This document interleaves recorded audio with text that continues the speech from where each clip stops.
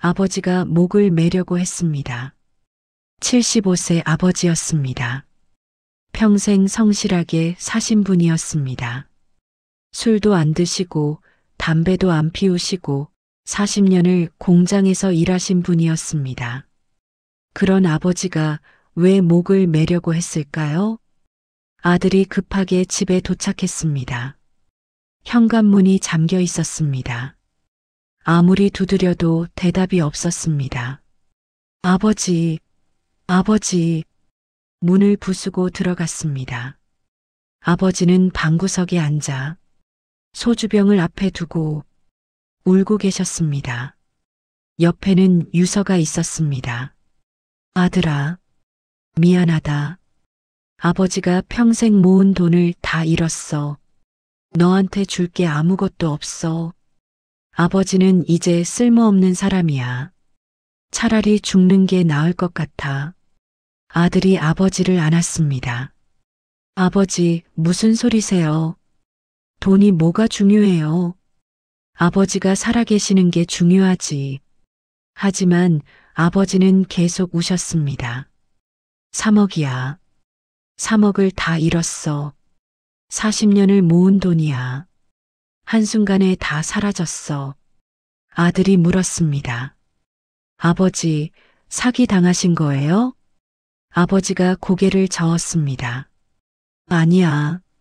사기가 아니라 내가 스스로 선택한 일이야. 내가 바보였어. 그 선택이 뭐였을까요? 첫 번째, 큰아들에게 사업 자금으로 1억을 빌려줬습니다. 아버지, 사업만 잘 되면 2배로 갚을게요. 아버지를 부자로 만들어 드릴게요. 두 번째, 40년 지기 친구의 부탁으로 은행 대출 보증을 섰습니다. 야, 평생 친구인데 이것도 못 해줘? 형식적인 거야. 걱정하지 마. 내가 언제 너한테 피해 준 적 있어? 세 번째, 매달 300만 원 이자 받을 수 있다는 투자 상품에 돈을 넣었습니다. 원금 보장됩니다. 은행보다 10배 높은 이자예요. 다른 분들도 다 하세요. 3년이 지났습니다.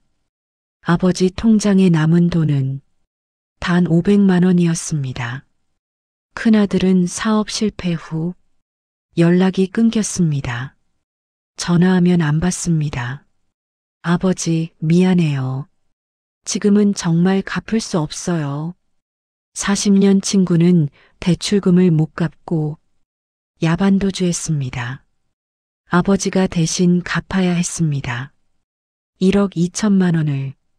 투자회사는 사라졌습니다. 홈페이지가 닫혔습니다. 전화번호는 사용 중지됐습니다. 원금 보장은 거짓말이었습니다. 아버지는 지금 월세방에서 삽니다. 기초생활수급자가 됐습니다. 큰아들과는 3년째 연락이 없습니다. 40년 친구는 얼굴도 보지 못했습니다. 그날 밤 아들이 아버지 손을 잡았습니다. 아버지, 제발 그런 생각하지 마세요. 아버지가 살아계시는 게 저한테는 제일 소중한 거예요. 하지만 아버지는 계속 우셨습니다. 나는 바보였어. 돈도 잃고 아들도 잃고 친구도 잃었어. 평생을 검소하게 살았어. 커피도 안 사 먹고 옷도 안 사 입고 여행도 한 번 안 가고 그렇게 모은 돈을 이렇게 잃을 줄은 몰랐어. 혹시 여러분도 이런 선택을 하려고 하시나요? 자식이 돈 빌려달라는데 안 줄 수 없지. 친구가 보증 서달라는데 평생 친구인데 은행 이자가 너무 낮아. 좀 더 높은 수익. 오늘 이 영상은 여러분의 평생 저축을 지켜줄 겁니다. 70세 이후 절대 하면 안 되는 돈 3가지. 실제 사례와 함께 말씀드립니다. 영상 끝까지 보세요. 이미 많은 분들이 진작 이걸 알았더라면 나는 이렇게 되지 않았을 텐데 하고 후회하셨습니다. 여러분은 그러지 마세요. 그렇다면 70세 이후 절대 하면 안 되는 돈 3가지는 무엇일까요? 70년을 살며 수없이 봐온 현실은 이겁니다. 첫째, 자식에게 돈 절대 빌려주지 마세요. 둘째, 누구에게도 절대 보증 서지 마세요. 셋째, 고수익 투자 절대 하지 마세요. 자식에게 돈도 못 빌려줘? 이렇게 생각하실 수 있습니다. 저도 그렇게 생각했습니다. 하지만 제가 본 현실은 달랐습니다.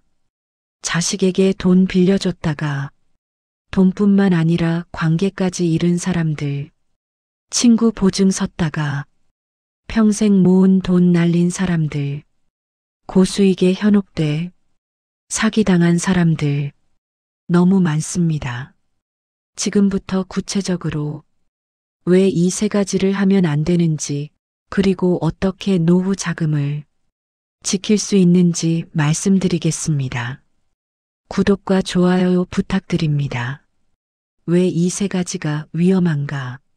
먼저 왜 이 3가지가 노후를 파괴하는지 말씀드려야 할 것 같습니다.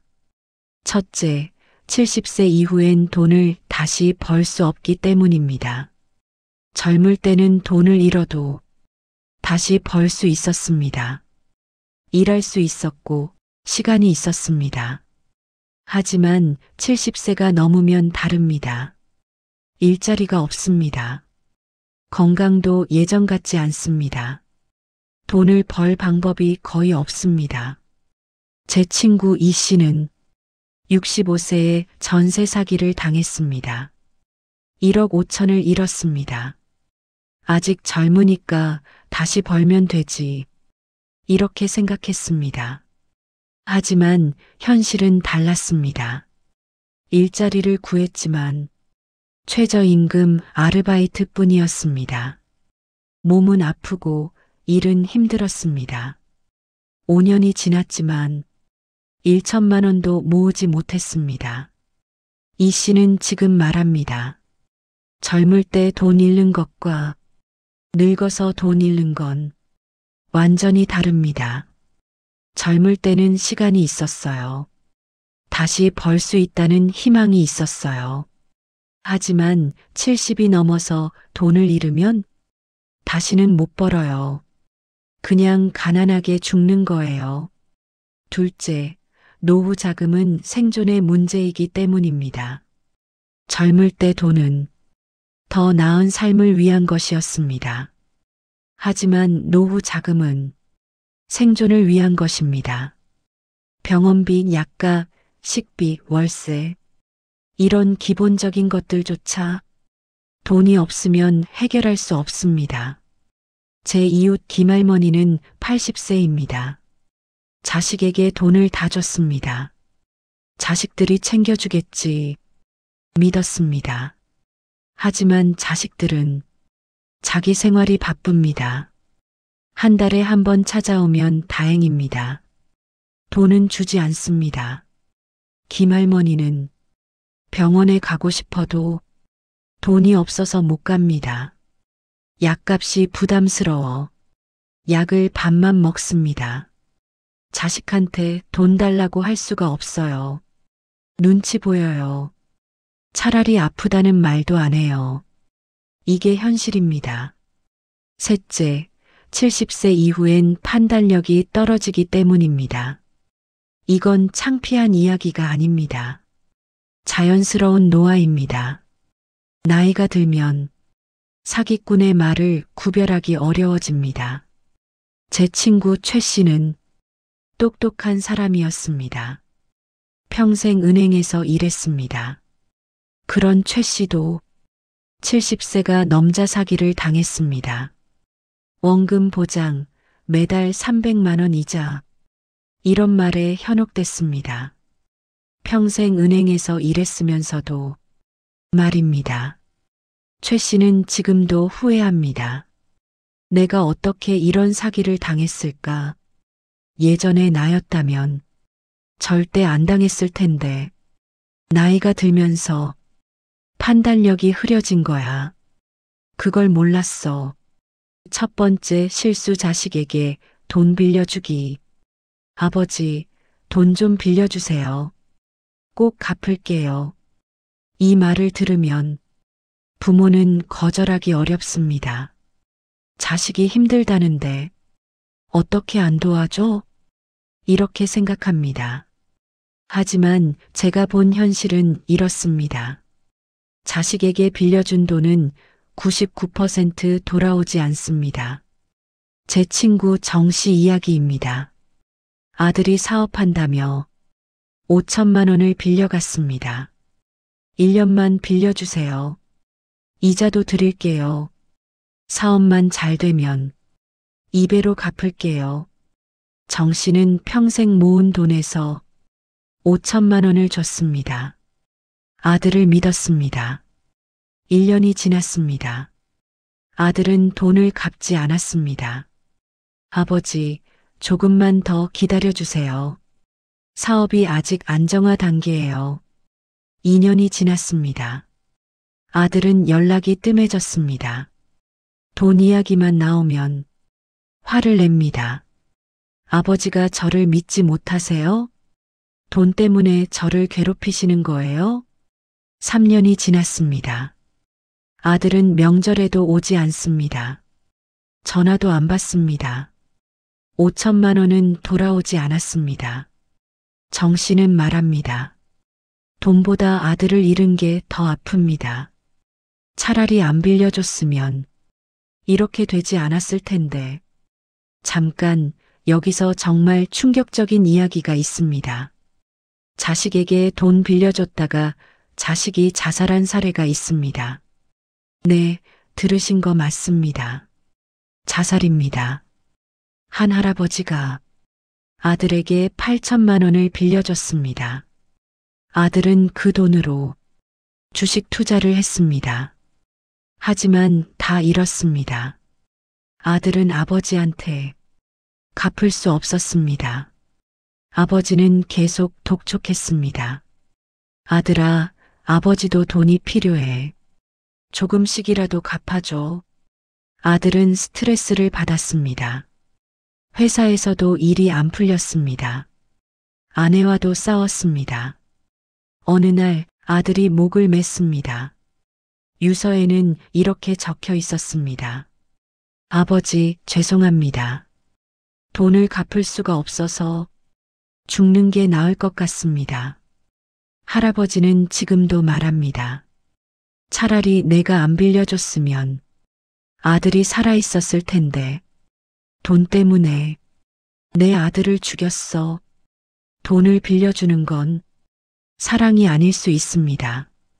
왜 자식에게 빌려준 돈은 돌아오지 않을까요? 첫째, 자식은 부모 돈을 빚이 아니라 받은 돈으로 생각합니다. 부모가 자식 도와주는 건 당연하잖아요. 이렇게 생각합니다. 둘째, 자식은 부모에게 갚는 것을 최우순위로 둡니다. 은행 대출, 친구 빚, 카드값 다 갚고 나면 부모님께 갚겠다고 합니다. 하지만 영원히 그 순서는 오지 않습니다. 셋째, 시간이 지나면 돈을 안 갚은 것이 미안해서 오히려 부모를 피합니다. 그리고 이렇게 생각합니다. 부모님이 돈 때문에 나를 괴롭힌다. 반전 자식이 부모를 고소하다. 그런데 가장 무서운 건 따로 있습니다. 자식에게 돈 빌려줬다가 자식이 부모를 고소한 사례가 있습니다. 네, 들으신 거 맞습니다. 돈 빌려간 자식이 부모를 고소했습니다. 어떻게 이런 일이? 한 아버지가 아들에게 3천만 원을 빌려줬습니다. 차용증은 안 썼습니다. 가족인데 뭐, 이렇게 생각했습니다. 5년이 지나도 아들이 안 갚자 아버지가 독촉했습니다. 아들아, 아버지도 돈이 필요해. 조금씩이라도 갚아줄 수 없니? 아들이 화를 냈습니다. 아버지, 제가 언제 빌렸어요? 증거 있어요? 아버지가 당황했습니다. 차용증은 없지만 너 통장에 내가 보낸 기록 있잖아. 아들이 말했습니다. 그건 아버지가 주신 거예요. 용돈으로 주신 거잖아요. 저는 빌린 적 없어요. 아버지가 울었습니다. 아들아, 그게 아니잖아. 너 사업 자금으로 빌려간 거잖아. 아들이 말했습니다. 아버지가 계속 그러시면 저도 명예훼손으로 고소하겠습니다. 아버지는 그날 이후 아들과 연락이 끊겼습니다. 3천만 원도 못 받았습니다. 아들도 잃었습니다. 이게 현실입니다.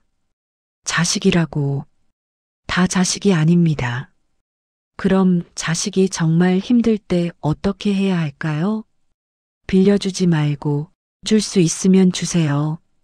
단 돌려받을 생각은 하지 마세요. 이 돈은 빌려주는 게 아니야. 주는 거야. 갚지 않아도 돼. 대신 이게 내가 줄 수 있는 전부야. 더 이상은 없어. 이렇게 말하세요. 그래야 관계가 무너지지 않습니다. 그리고 줄 때도 한계를 정하세요. 내 노후 자금에서 절대 빼지 마세요. 여유가 있을 때만, 없어도 괜찮은 돈만 주세요. 절대 기억하세요. 자식은 부모의 노후 자금이 아닙니다. 혹시 여러분 중에 자식에게 돈 빌려주려고 하시는 분 계신가요? 댓글로 다시 생각하겠습니다라고 남겨주세요. 두 번째 실수 보증 서주기. 평생 친구인데 이것도 못해줘? 보증만 서달라고. 이 말을 들으면 거절하기 어렵습니다. 평생 친구인데 이것도 못해줘? 죄책감이 듭니다. 하지만 제가 본 현실은 이렇습니다. 보증은 재앙입니다. 평생 친구도 없습니다. 제 친구 강 씨 이야기입니다. 40년 지기 친구가 사업 자금 대출을 받는다며 보증을 서달라고 했습니다. 야, 나 너 안 믿어서 그러는 거 아니야. 그냥 은행에서 보증인이 필요하대. 걱정하지 마. 내가 절대 피해 안 끼쳐. 형식적인 거야. 강 씨는 보증을 섰습니다. 40년 친구니까요. 친구는 고마워했습니다. 야, 고마워. 너한테 피해 안 끼칠게. 내가 책임지고 갚을게. 2년이 지났습니다. 어느 날 강 씨한테 은행에서 연락이 왔습니다. 고객님, 보증하신 대출금 8천만 원을 대신 갚으셔야 합니다. 채무자가 연락이 안 됩니다. 강 씨는 친구한테 전화했습니다. 친구는 전화를 받지 않았습니다. 집에 찾아갔습니다. 이사를 가고 없었습니다. 강 씨는 8천만 원을 갚아야 했습니다. 평생 모은 돈이었습니다. 집까지 팔아야 했습니다. 그 친구는 지금까지 연락이 없습니다. 40년 우정은 8천만 원에 무너졌습니다. 강 씨는 지금 말합니다. 그 친구를 찾고 싶어요.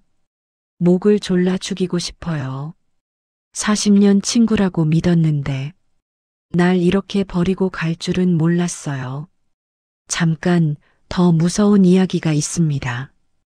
보증을 섰다가 자살한 사람이 1년에 몇 명인지 아십니까? 정확한 통계는 없습니다. 하지만 신용회복위원회에 따르면 보증 피해자의 30%가 죽고 싶다고 생각합니다. 한 할아버지는 이렇게 말했습니다. 밤마다 죽을 생각만 해요.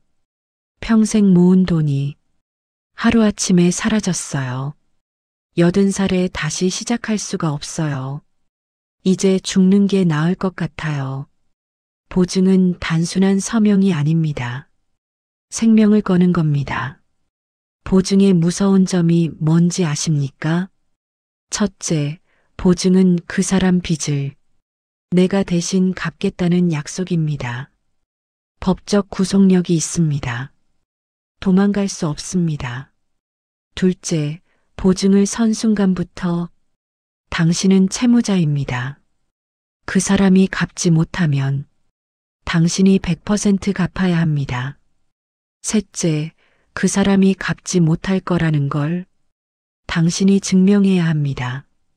그 사람이 사기꾼이었어요 라고 울어봤자 소용없습니다.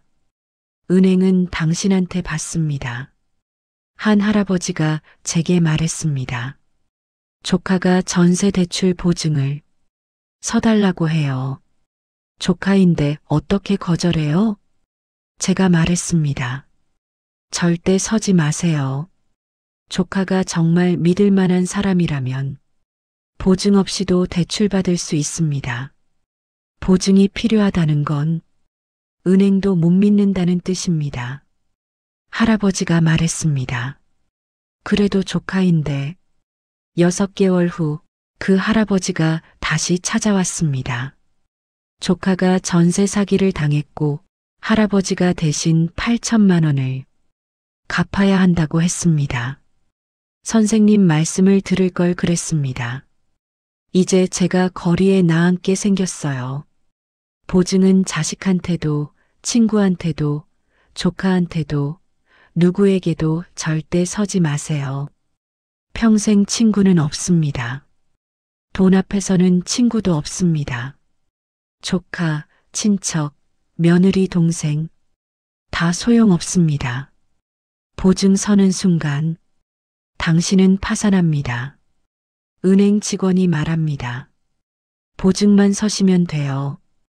본인이 갚으실 일은 없어요. 거짓말입니다. 보증 선 사람의 80%가 대신 갚습니다. 절대 기억하세요. 보증은 같이 죽자는 약속입니다. 세 번째, 실수 고수익 투자. 원금 보장, 매달 300만 원 이자 받으실 수 있습니다. 이 말을 들으면 혹합니다. 은행 이자는 너무 낮습니다. 1억을 넣어도 한 달에 20만 원도 안 됩니다. 그런데 누가 매달 300만 원 이자라고 하면 귀가 솔깃합니다. 하지만 제가 본 현실은 이렇습니다. 고수익 투자는 100% 사기입니다. 제 이웃 윤 씨 이야기입니다. 교회 친구가 투자를 권했습니다. 언니, 이거 진짜 좋아요. 나도 하고 있는데 매달 이자가 들어와요. 원금은 언제든 찾을 수 있어요.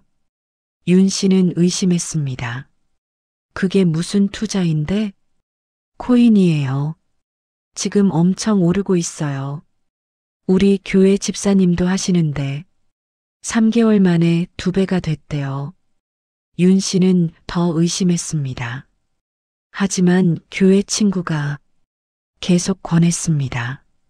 그리고 다른 교회 사람들도 하고 있다고 했습니다.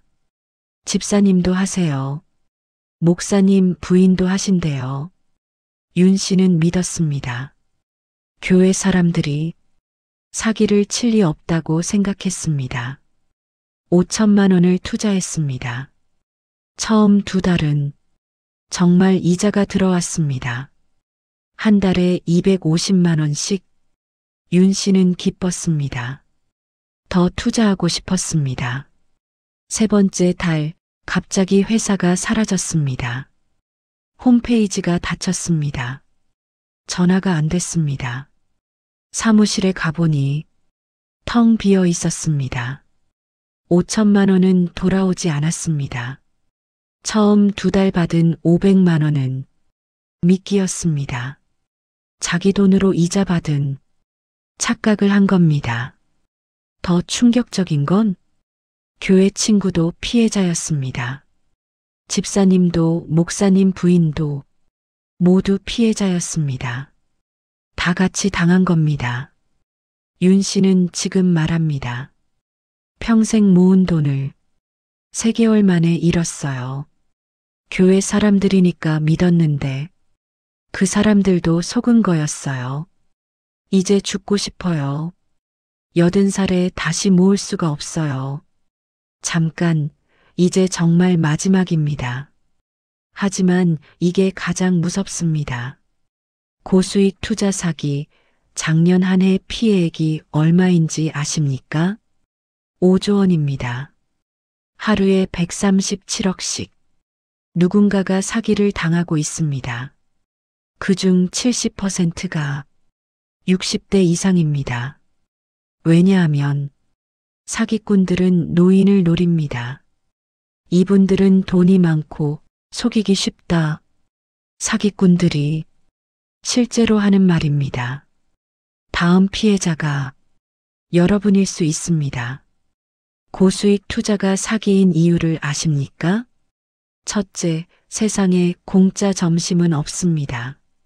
높은 수익은 높은 위험을 의미합니다. 위험 없는 고수익은 존재하지 않습니다. 둘째, 원금 보장이라는 말은 거의 거짓말입니다. 진짜 원금 보장은 은행 예금뿐입니다. 그것도 5천만 원까지만. 셋째, 급하게 투자하라고 재촉하면 100% 사기입니다. 오늘까지만 이 금리, 선착순 100명, 지금 안 하면 후회. 이런 말하면 사기입니다. 넷째, 주변 사람이 권한다고 안전한 게 아닙니다. 그 사람도 모르고 권하는 겁니다. 다단계처럼 피해자가 다른 피해자를 끌어들이는 구조입니다. 제가 본 고수익 사기 유형들, 코인 투자 지금 사면 10배, 해외 부동산 태국 콘도 임대 수익, 펀딩 투자 이 회사 상장하면 대박, P2P 대출 개인한테 빌려주고 고이자, 귀금 속 투자, 금 투자는 안전, 다 사기입니다. 하나같이 원금 보장 약속하고 고수익 약속하고 나중에 사라집니다. 그럼 노후 자금은 어떻게 관리해야 할까요? 간단합니다. 은행 예금, 그게 답입니다. 은행 이자가 너무 낮잖아요. 맞습니다. 낮습니다. 하지만 안전합니다. 원금을 잃을 걱정이 없습니다. 70세 이후엔 수익률이 아니라 안전성이 중요합니다. 1억이 1억 1천이 되는 것보다 1억이 1억으로 남아있는 게 더 중요합니다. 제 친구 한 분은 이렇게 말합니다. 나는 은행 이자로 한 달에 50만 원밖에 못 받아. 하지만 이게 평생 나와. 안전하게. 그걸로 충분해. 절대 기억하세요. 70세 이후엔 돈을 불리려고 하지 마세요. 지키는 게 목표입니다. 마이너스 감동 반전 할머니의 지혜. 여기서 한 할머니 이야기를 들려드리고 싶습니다. 80세 할머니였습니다. 아들이 사업 자금으로 5천만 원을 빌려달라고 했습니다. 할머니는 조용히 말했습니다. 아들아, 엄마가 솔직히 말할게. 엄마는 너한테 5천만 원을 빌려줄 수 없어. 아들이 당황했습니다. 엄마, 왜요? 할머니가 말했습니다. 왜냐하면 엄마가 너한테 의지하고 싶지 않거든. 엄마가 돈이 없으면 너한테 손 벌려야 하잖아. 엄마는 그러고 싶지 않아. 엄마는 죽는 날까지 내 돈으로 살고 싶어. 너한테 짐이 되고 싶지 않아. 그게 엄마가 너를 사랑하는 방법이야. 침묵. 아들은 그 말을 듣고 울었습니다. 엄마, 제가 잘못 생각했어요. 엄마 돈을 제가 왜 빌려가려고 했죠? 제 일은 제가 해결할게요. 대신 엄마 건강만 지켜주세요. 그게 저한테는 제일 큰 선물이에요. 그 뒤로 아들은 엄마 돈 이야기를 꺼내지 않았습니다. 오히려 한 달에 한 번씩 용돈을 갖다 드렸습니다. 할머니가 말했습니다. 돈을 지키니까 아들도 지켜졌어요. 만약 내가 5천만 원을 빌려줬다면 아들은 사업 실패하고 나는 돈 잃고 우리 모녀 관계도 무너졌을 거예요. 돈을 안 빌려준 게 진짜 사랑이었어요. 침묵. 여러분도 할 수 있습니다. 자식을 진짜 사랑하는 방법은 돈을 지키는 겁니다. 노후 자금을 지키는 5가지 원칙. 이제 구체적으로 노후 자금을 지키는 방법을 말씀드리겠습니다. 첫째, 자식과 돈을 분리하세요. 자식한테 의지하지 않겠다고 결심하세요. 자식이 챙겨줄 거라는 기대를 버리세요. 내 노후는 내가 책임집니다. 그래야 자식과의 관계도 좋아집니다. 한 할머니가 말했습니다. 나는 자식한테 돈 한 푼 안 받아. 내 연금으로 살아. 그러니까 자식한테 눈치 안 보고 자식도 나한테 편애해. 둘째, 통장을 3개로 나누세요. 생활비 통장, 매달 쓸 돈, 연금, 이자 들어오는 곳, 비상금 통장, 병원비, 급한 일, 1천만 원 정도, 절대 통장, 절대 안 쓰는 돈, 마지막 안전판, 절대 통장은 자식도 친구도 모르게 하세요.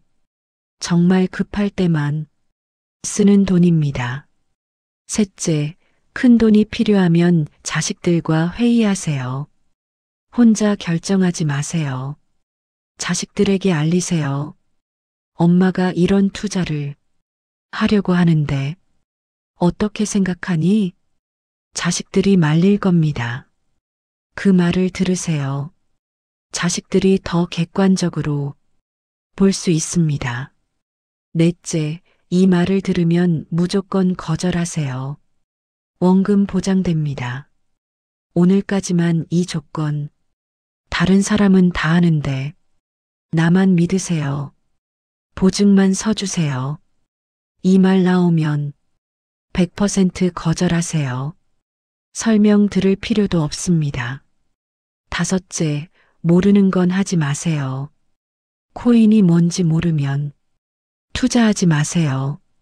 P2P가 뭔지 모르면 하지 마세요. 복잡한 건 다 사기입니다.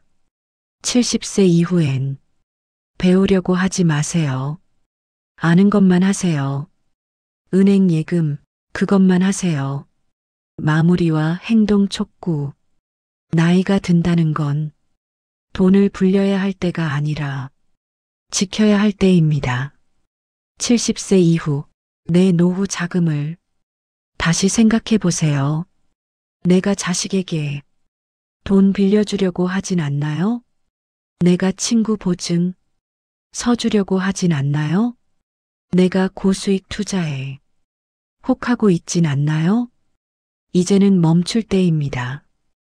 오늘부터 이렇게 행동하세요. 자식이 돈 빌려달라고 하면 줄 수는 있지만 빌려줄 수는 없어라고 말하세요. 누가 보증 서달라고 하면 미안하지만 나는 누구한테도 보증 안 서라고 거절하세요. 고수익 투자 제안받으면 나는 모르는 건 안 해라고 말하세요. 처음엔 어색할 겁니다. 미안할 겁니다. 하지만 계속하세요. 그러면 어느 날 깨닫게 될 겁니다. 아, 돈을 지켰구나. 내 노후를 지켰구나. 저는 70이 넘었지만 여전히 조심합니다. 자식한테도 친구한테도 누구한테도 큰돈 이야기는 안 합니다. 여러분도 할 수 있습니다. 평생 모은 돈입니다. 함부로 잃지 마세요. 그 돈은 여러분의 존엄입니다. 그 돈이 있어야 자식한테 눈치 안 보고 삽니다. 이 영상이 도움 되셨다면 댓글로 내 돈은 내가 지킵니다라고 남겨주세요. 여러분의 댓글 하나하나가 다른 분들에게 용기가 됩니다.